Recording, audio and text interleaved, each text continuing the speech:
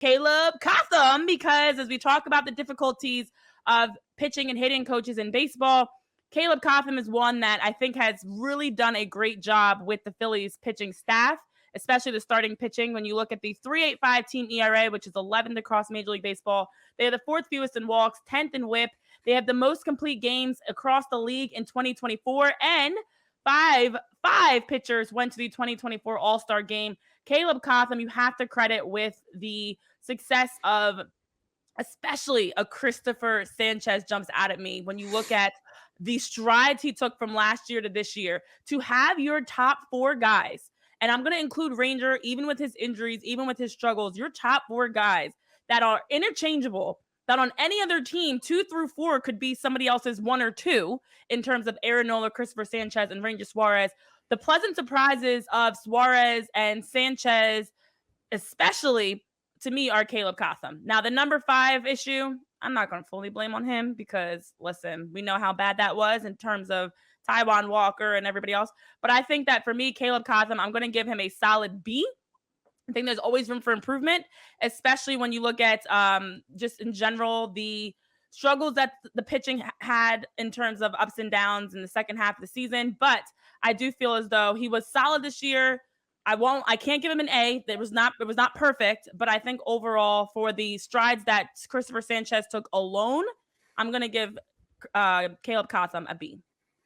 I am going to give him an A. I'm not going to give him an A plus, but I think when you look at some of the strides guys in the bullpen had, you pointed out Cristopher Sanchez. Again, I think, you look much to the youth and how you develop those guys.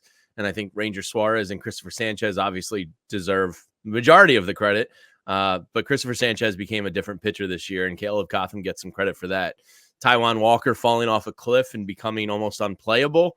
I don't know if any pitching coach in the world is going to save that.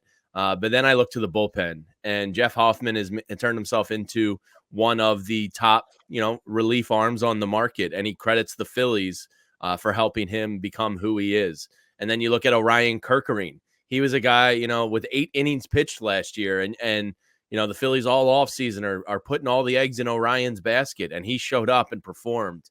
I think the bullpen was phenomenal this year. Matt Strom would probably rave about the Phillies pitching coaches and Caleb Cotham.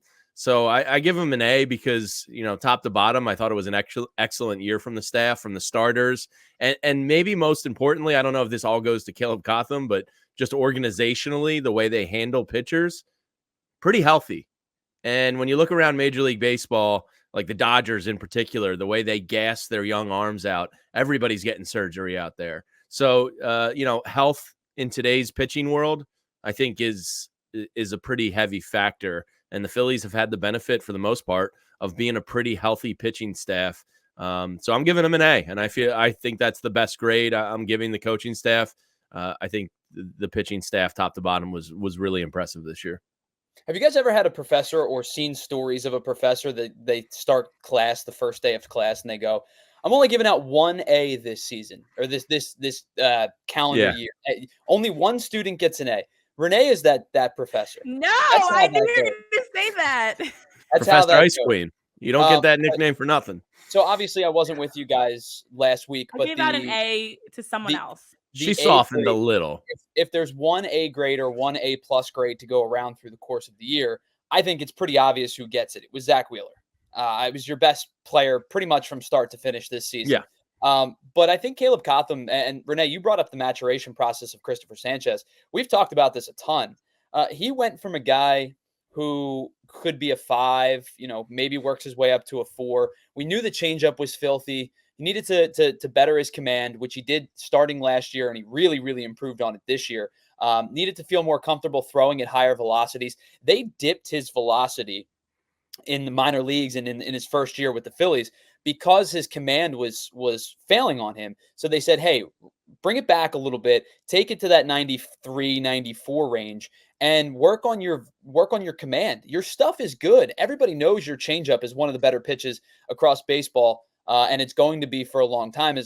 But you have to be able to play that off of your changeup, because if you don't, if it's just your fastball, guys are going to start to tee off on you a little bit. So he was able to work on the command, get the command fixed, elevate the velocity back up into the 95 to 97 range where he currently sat last year, especially when he throws that sinker on the hands to lefties, and runs it back to, same side and runs it back on the hands. That's become a really utilizable pitch, because then he can take that same pitch against righties, throw it off the outer black, and then drop the changeup on the lower portion of the outer third. And that's where same side arm action becomes significant. And it's when he's able to hide the ball the best and he's able to tunnel the best.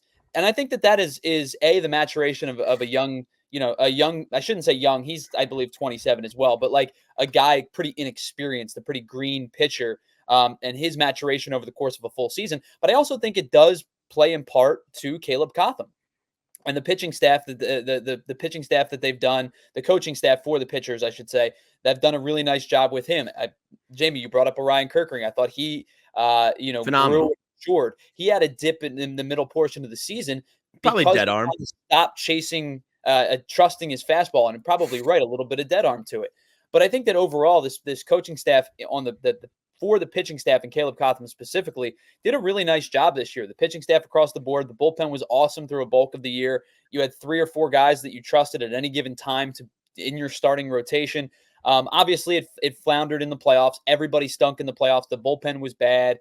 But the starting pitching was good for the most part. Wheeler was excellent. I thought Sanchez was good. Ranger gave you more than you could have ever asked for a guy who was battling injuries. And I think Caleb Cotham does play a part in that. And again, it goes back to, you can't celebrate the highs too much or drown on the woes too much for a coach. But I think Caleb Cotham was pretty excellent throughout the season. I think I give him a B+ for the year, and it probably borderlines on an A-. Wow. Well, again, the bullpen did have an 11 ERA in the playoffs when it mattered most. Oh, yeah, they were told terrible. you guys, as I prefaced for everything, given the NLDS flatlining, everybody lost points, including the coaching staff. And so I do agree with you guys in the sense that Caleb Cotham was fantastic to help with the maturation of bullpen arms and starting pitching. But when it mattered most, the bullpen especially was not great.